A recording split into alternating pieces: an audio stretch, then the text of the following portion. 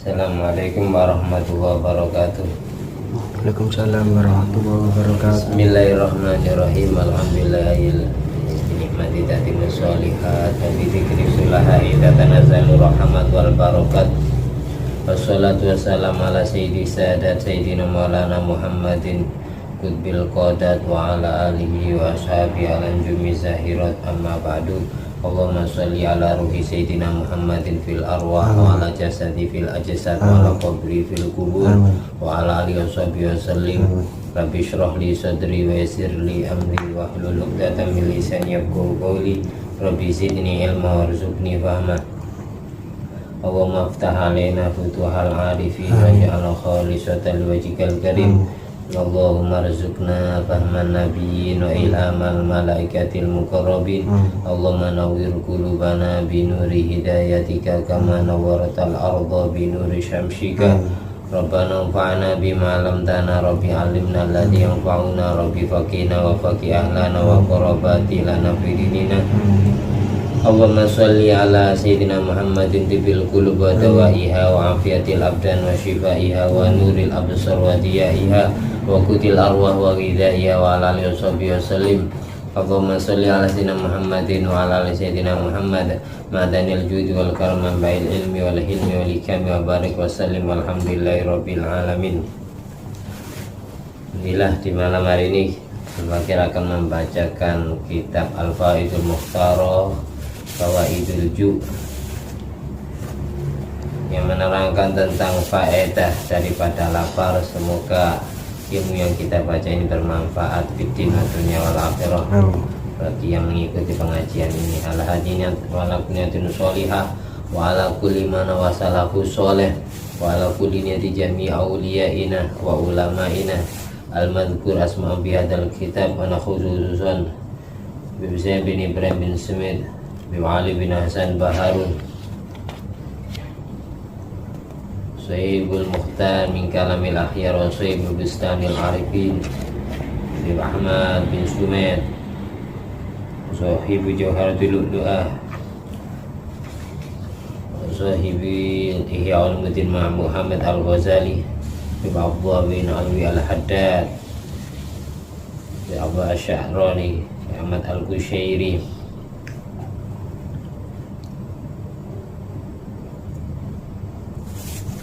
Sahibu Tabaqatil Kubra wa Tambil Muhtarin Amal Sahibis Jalaluddin Asud Jalaluddin Al-Mahali Ahmad bin Idris Abi Manfakin Muqaddam bin Alwi Alwi Faqih bin Masud bin Buat Jami' Awliya Disa Jami' Masyayikhina Ya Sulaiman Kemuno Kemahdi Kebutarin Kenur Hasan Matim Kebaran Tanah Kebutal Audu Munir bin Ibrahim Dul Jalil bin Fadil Kenur Hasan bin Nawi Mad Khalil Nawi Siraj Miladuatin Nawi Kesatu Nawi Hasan Nawi ke Muhammad Al-Baqir Abdul Ali bin Abdul Jalil Ahmad Nawi Abdul Jalil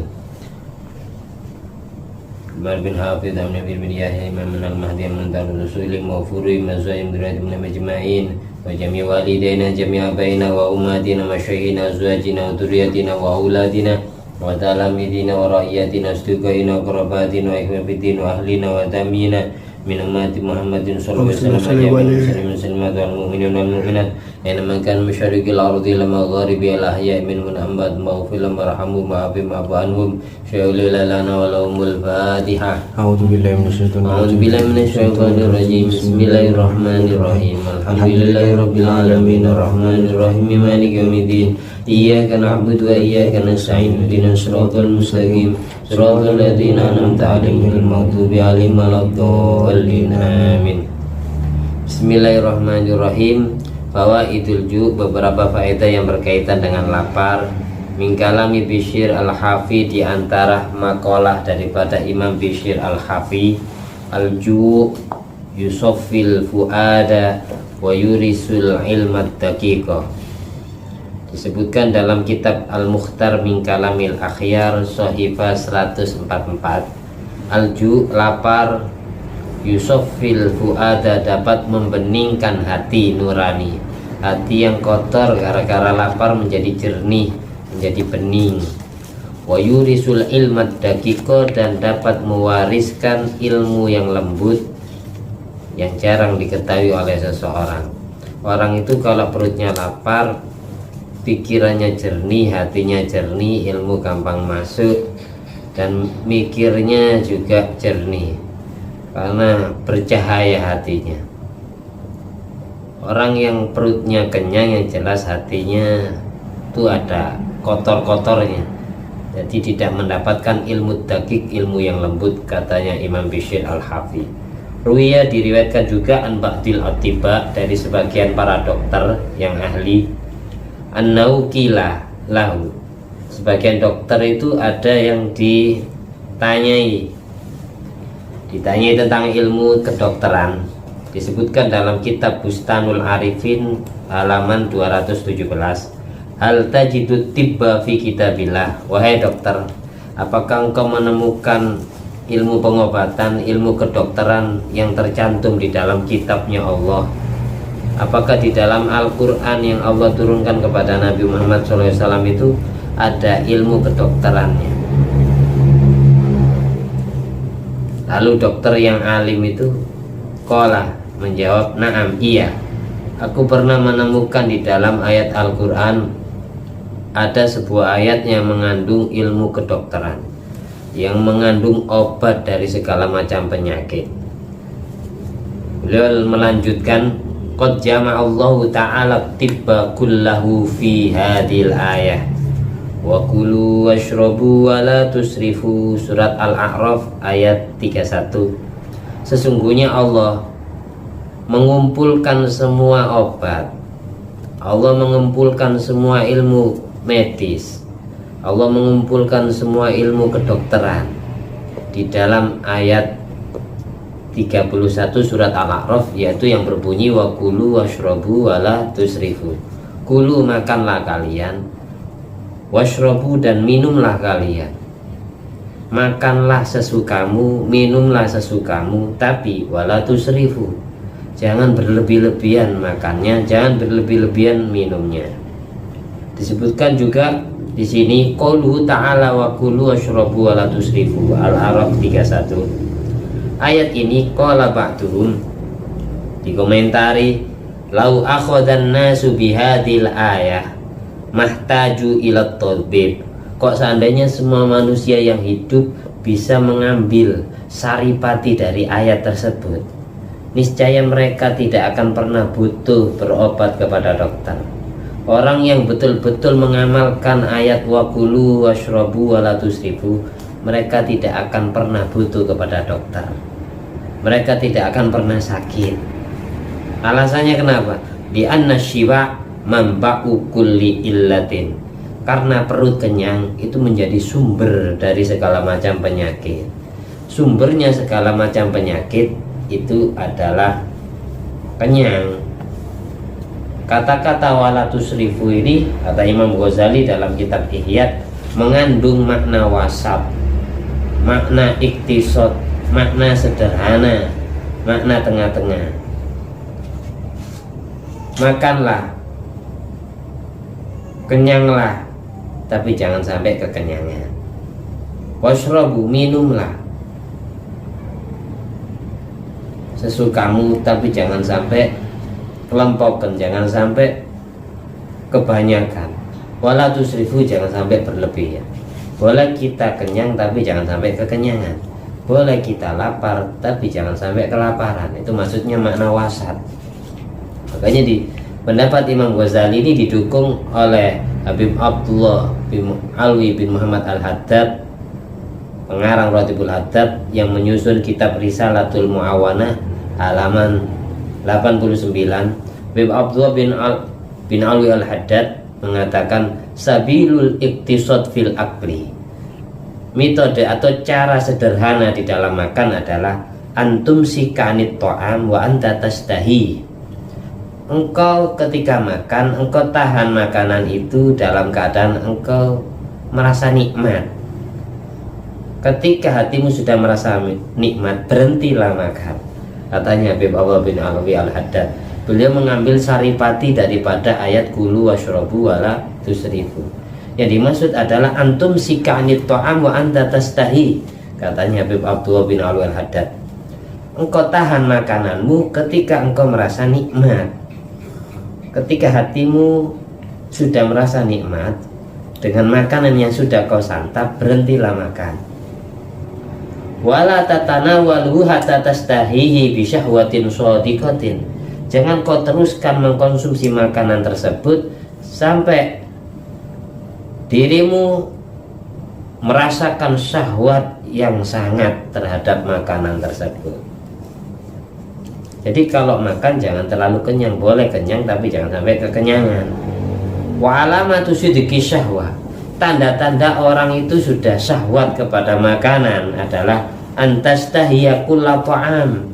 Ketika dia habis makan secuil atau makan setengah piring, satu piring, dia mulai ingin menyantap semua makanan. Habis makan nasi, di pinggir nasi ada pisang, ingin makan pisang. Di pinggir pisang ada jeruk, ingin makan jeruk. Di pinggir jeruk ada kurma, ingin nyicipi kurma. Itu tanda-tanda orang sudah syahwat kepada makanan. Jadi jalan tengah-tengah ketika makan adalah tahanlah tanganmu, angkatlah tanganmu dari makanan ketika engkau sudah merasa nikmat. Jangan kau teruskan makanmu sampai engkau menyaksikan syahwat kepada makanan tersebut. Tanda-tanda orang sangat syahwat, sangat jujur. Syahwatnya, keinginannya kepada makanan adalah antastahiya kulla ta'amin. Dia dalam hatinya ingin menyantap semua makanan yang ada di hadapannya. Itu tanda-tanda orang yang sudah syahwat kepada makanan. Di dalam kitab Risalatul Qusyairiyah juga disebutkan maqalah Imam Hasan Al-Qazzaz, kitab Risalatul Qusyairiyah halaman 98. Bunya hadal amr ala salasati asya. Urusan makan itu berdasarkan 3 perkara. Urusan agama Islam itu bunya hadal amr ala salasati asya. Urusan agama Islam itu berdasarkan 3 perkara. Yang pertama, Allah ta'kula illa indal faqr. Janganlah kamu makan kecuali ketika perutmu kenyang. Jangan sampai engkau makan kecuali jikalau engkau sudah merasa lapar. Wala tanamu indal ghalabah. Janganlah engkau tidur kecuali engkau sudah merasa ngantuk. Wala tatakallam illa indat darurah. Janganlah engkau ngomong, janganlah engkau berbicara kecuali ketika engkau memang butuh untuk berbicara. Jadi 3 hal ini sangat penting katanya Imam Hasan Al-Qazzaz. Jangan sampai engkau makan kecuali engkau sudah merasa butuh kepada makanan. Jangan sampai engkau tidur kecuali ketika matamu sudah butuh dimeremkan, dipejamkan. Janganlah engkau berbicara kecuali mulutmu sudah ingin berbicara, sudah waktunya berbicara. Itu 3 hal ini. Jangan makan kecuali perut sudah lapar, jangan tidur kecuali matamu sudah ngantuk, jangan berbicara kecuali mulutmu ingin berbicara, sudah waktunya ngomong. Jadi jangan ngomong, jangan makan, jangan tidur kecuali engkau sudah sangat membutuhkan 3 hal itu. Butuh tidur, butuh makan, butuh berbicara. Jadi kesimpulannya gitu. Imam Hasan Al-Qazzaz penyampaiannya, buniyal hadal amr ala salasati asya. Alla ta'kula illa indal faqah, wa alla tanam illa indal ghalabah, wa la tatakallam illa indat darurah. Jangan makan kecuali engkau lapar, jangan engkau tidur kecuali engkau sudah ngantuk, jangan engkau berbicara kecuali sudah waktunya engkau berbicara, sudah sangat dibutuhkan. Orang ditanyai ilmu, kalau tidak berbicara ya orang yang bertanya tidak dapat ilmu. Yuhka anna rajulan lam yajid asya'an liyali fabaka falamma qila lahu dzalik qala la abki ala fawatil asya' wa innama abki lil fara haitsu tashabbahna bis sholihin. Diriwayatkan ada seseorang yang tidak menemukan makan malam untuk keluarganya, sehingga dia nangis. Pria tersebut nangis karena tidak menemukan makanan malam untuk anak dan istrinya. Lalu beliau ditanyai, 5 bakaita, kenapa engkau nangis? Beliau jawab, la abki ala fawatil asya, aku nangis bukan karena aku tidak menemukan makanan malam. Wa inna ma abki lil farah, tapi saya nangis karena saya bahagia. Saya nangisnya nangis terharu. Haitsu tasyabbahna bisolihin, karena sejak aku tidak menemukan makanan malam, berarti kami sekeluarga ini serupa dengan orang soleh.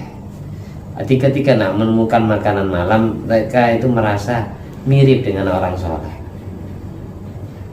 Qala Abu Sulaiman Ad-Darani, la an atruka min asya'i luqmatan ahabbu ilayya min an akumal lail ila akhirih. Dalam kitab Kusyair Lisaratul Kusyairiyah juga disebutkan makalah Imam Abu Sulaiman Ad-Darani. Beliau mengatakan, la an atruka min asya'i luqmatan, aku tidak makan satu suapan ketika malam, ahabbu ilayya, lebih sangat menyenangkan hatiku, min an aku malail ila akhiri, daripada aku bangun malam sampai datangnya waktu subuh.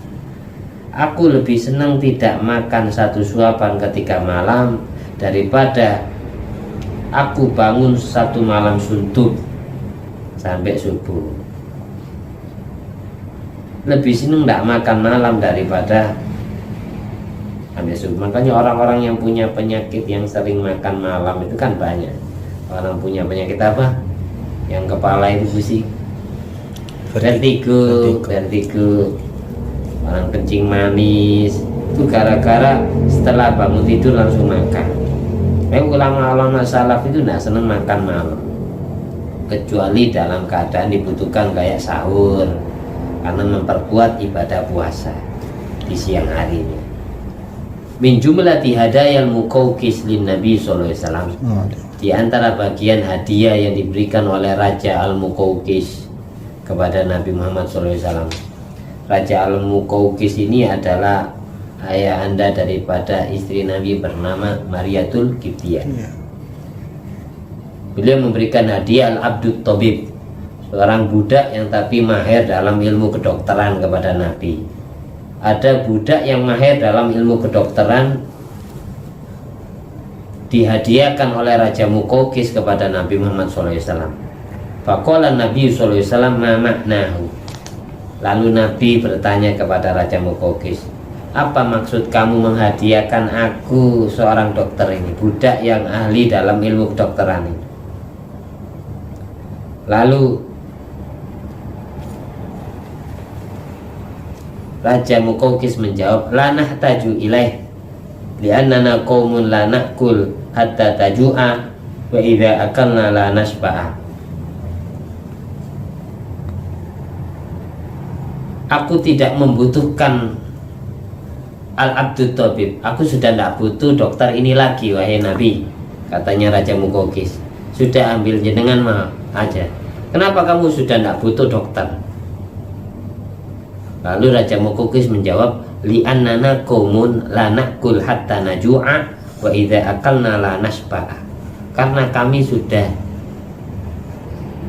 mempunyai obat dari segala macam penyakit. Karena kami sudah mengetahui intisari daripada ilmu kedokteran. Apa? Kami semua rakyatku, katanya Raja Muqawqis, la na'kul hatta najua, tidak mau mengkonsumsi makanan sampai perut kami merasa lapar. Kalau perut kami sudah lapar, kami makan.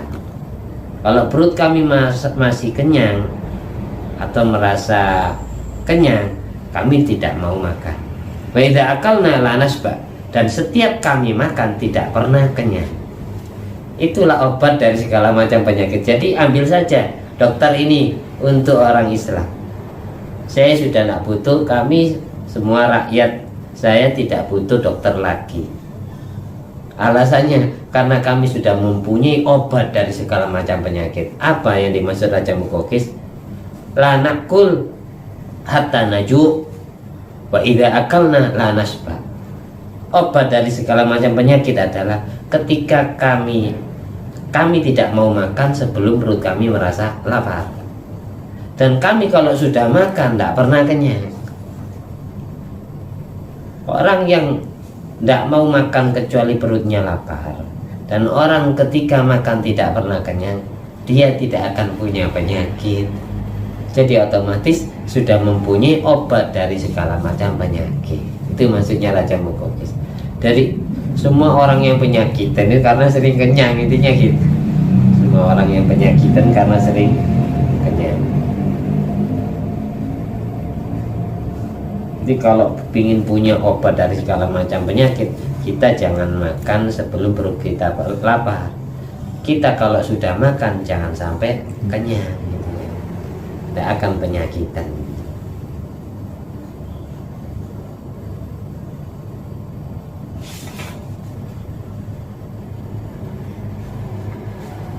Disebutkan juga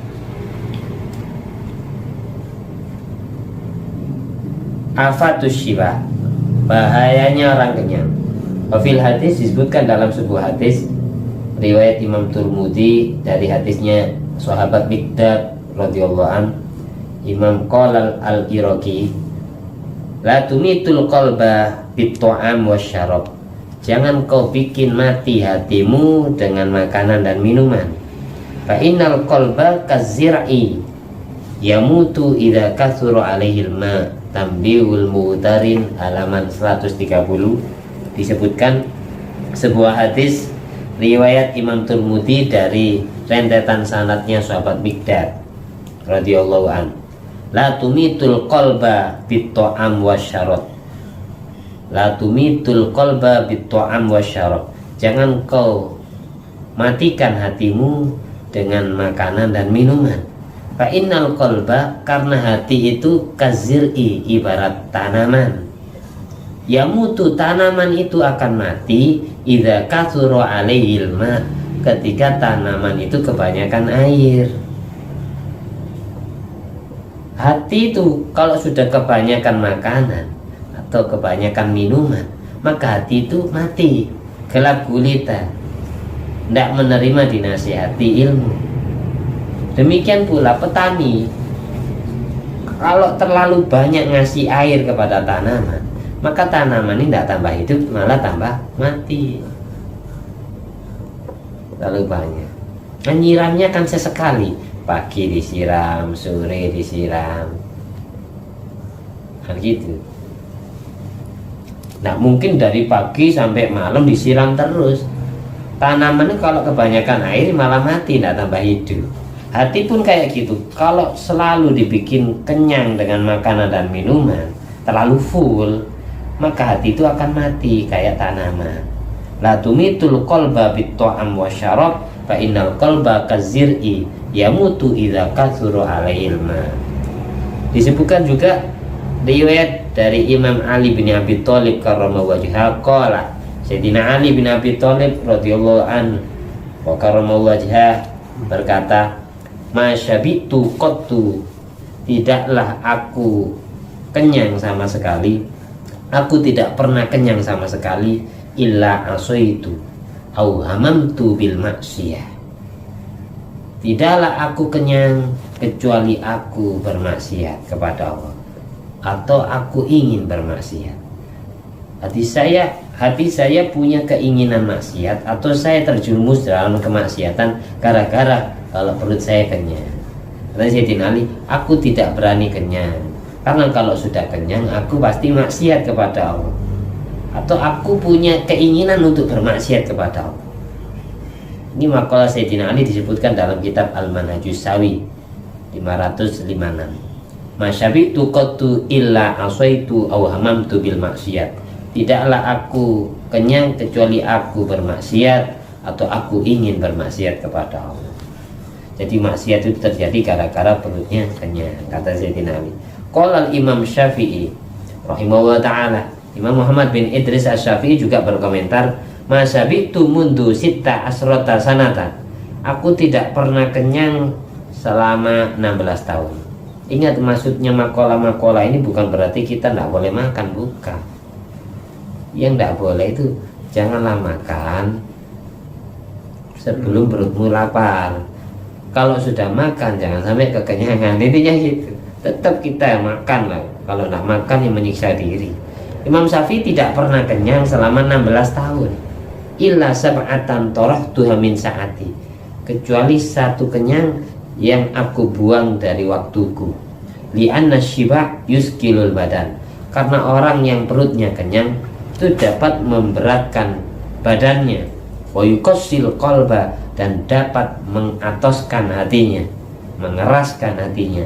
Wa yuzilul fitnata, dan dapat menghilangkan kecerdasan akalnya. Wa yajlibun nauma, dan dapat menarik ngantuk. Wa yud'ifu sahibahu anil ibadah, dan dapat menyebabkan orangnya malas ibadah kepada Allah. Ini disebutkan dalam kitab Ihya Ulumuddin juz 1 halaman 29, makalahnya Imam Syafi'i. Imam Syafi'i selama 16 tahun tidak pernah kenyang. Karena kalau sudah kenyang, katanya Imam Syafi'i, yuskilul badan, badannya Imam Syafi'i menjadi berat. Wa yuqassil qalbah, hatinya Imam Syafi'i menjadi keras. Wa yuzilul fitnata, dan kecerdasan akal Imam Syafi'i menjadi hilang. Wa yajlibun nauma, dan menarik Imam Syafi'i ingin tidur terus kalau sudah perutnya kenyang. Wa yud'ifu sahibahu anil ibadah, dan dapat membuat lemahnya badan, lemahnya jasmani rohani dari ibadah kepada Allah, menjadi malas ibadah gara-gara perut kenyang. Karena ba'du syuyukh yaqulu inda hudurit ta'am, ada sebagian seorang syekh mursyid thariqah berkata, setiap beliau hadir ke makanan bersama para muridnya, orang-orang yang belajar ilmu kepada beliau, orang-orang yang ingin sampai kepada beliau melalui syekh tersebut, syekh ini setiap hadir ke makanan, beliau mengatakan, ma'asyiral muridin, wahai para muridku, la ta'kulu kasiron, janganlah kalian makan terlalu banyak. Fatashrobu kasiron, karena orang yang sudah makannya terlalu banyak, maka berarti dia akan minumnya terlalu banyak. Fatarkudu kasiron, kalau sudah minumnya terlalu banyak, maka dia akan terlalu banyak tidur. Fatahsaru kasiron, kalau sudah terlalu banyak tidur, berarti dia memperbanyak kerugian. Kitab Ihya alam juz 3 halaman 76. Orang yang terlalu banyak makan, maka berarti dia terlalu banyak minum. Orang yang sudah terlalu banyak minum dia akan terlalu banyak tidur. Orang yang sudah terlalu banyak tidur, maka dia akan terlalu banyak kerugian yang dia dapatkan kerugian dunia dan kerugian di akhirat. Itu kesimpulannya. Hikayatus sholihin fi tarki syiba. Di antara cerita orang soleh yang tidak mau kenyang, yang pertama di dalam kitab At-Tabaqatul Kubra 92, diriwayatkan kanal Imam Al-Bukhari radhiyallahu anhu, bahwa Imam Muhammad bin Ismail Al-Bukhari radhiyallahu anhu, ini Imam Bukhari ini so'imad dahr, kanal Imamul Bukhari radhiyallahu anhu so'imad dahr. Imam Bukhari itu pernah puasa 1 tahun. Imam Bukhari itu pernah puasa 1 tahun kecuali 5 hari yang diharamkan puasa itu. Waja'ah, dan suatu saat Imam Bukhari itu lapar. Hatta taha akluhu kulla yaumin ila tamrotin aw lauzatin. Sampai ketika beliau lapar, beliau mencicipi makanan setiap harinya. Setiap harinya yang dicicipi makanan hanya 1 butir tamroh, 1 butir kurma. Au lauzatin, ada yang bilang satu batang pisang, 1 pisang.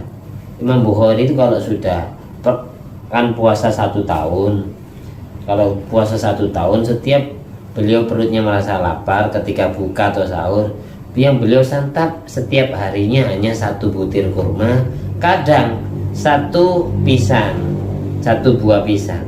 Alasannya apa Imam Bukhari melakukan demikian? Waro'an, karena beliau waro', menjaga dirinya dari terjerumus ke dalam yang haram, wahayaan minallahi ta'ala, karena beliau merasa malu kepada Allah, fi taraddudihi ilal khala, ketika beliau mondar-mandir sering ke toilet, sering ke kamar mandi. Ketika Imam Bukhari sering ke kamar mandi, beliau malu kepada Allah. Lantas jadi imam besar ulama hadis, bahkan Sahih Bukhari, siapa yang tidak pernah tahu? Setiap pesantren pasti belajar kitab Sahih Bukhari.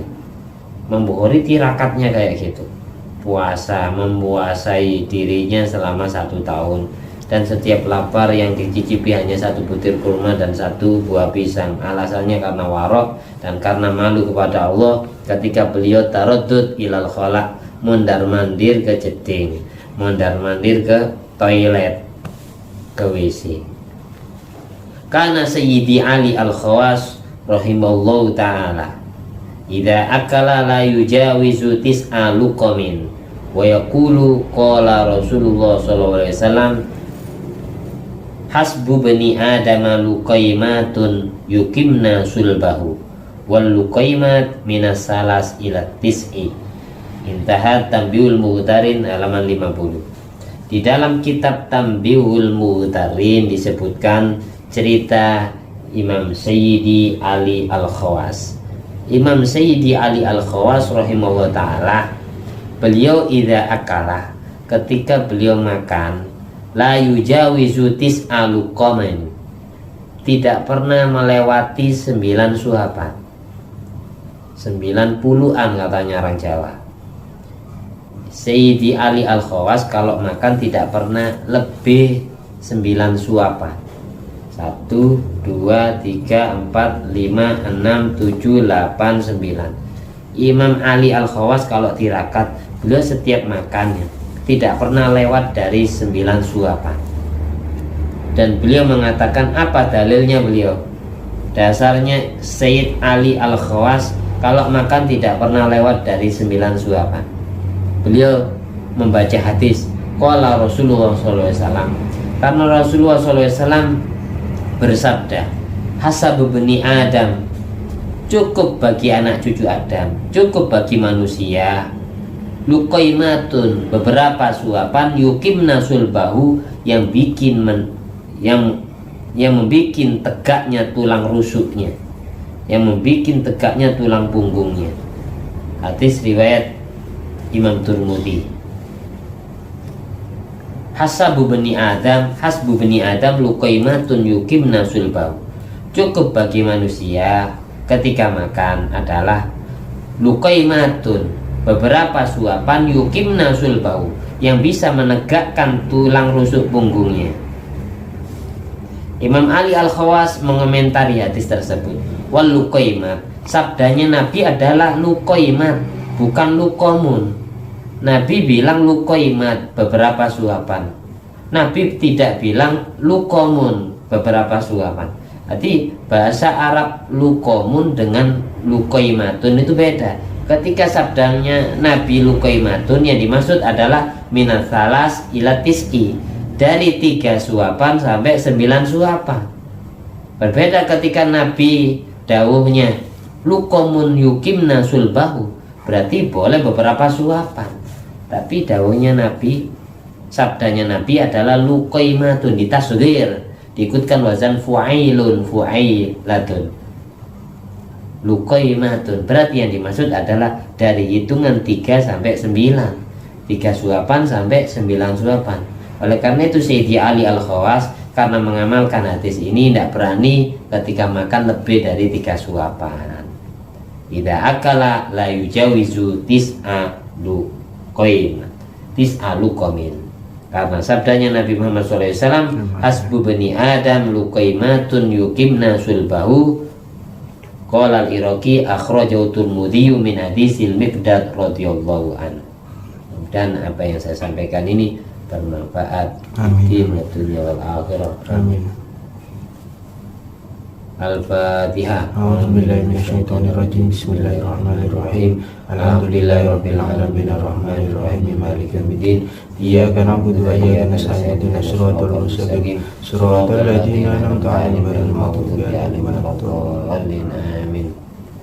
Bismillahirrahmanirrahim. Bismillahirrahmanirrahim. Alhamdulillah alladzi at'amani hadzal ilma wa razaqani min ghairi haulin minni wala quwwatin Allahumma sholli ala sayyidina Muhammad wa ala ali sayyidina Muhammad wa nafa'na bima 'allamtana rabbi 'allimna alladzi yanfa'una rabbi faqihna wa faqih lana wa qurrabati lana fi dinina rabbana anfa'na bima 'allamtana rabbi 'allimna alladzi yanfa'una rabbi faqihna wa faqih lana wa qurrabati lana fi dinina rabbana sholli ala sayyidina Muhammad wa ala ali sayyidina Muhammad bi fadli subhana rabbika rabbil izzati amma yasifun wa salamun ala mursalin walhamdulillahi rabbil alamin. Assalamualaikum warahmatullahi wabarakatuh. Waalaikumsalam warahmatullahi wabarakatuh.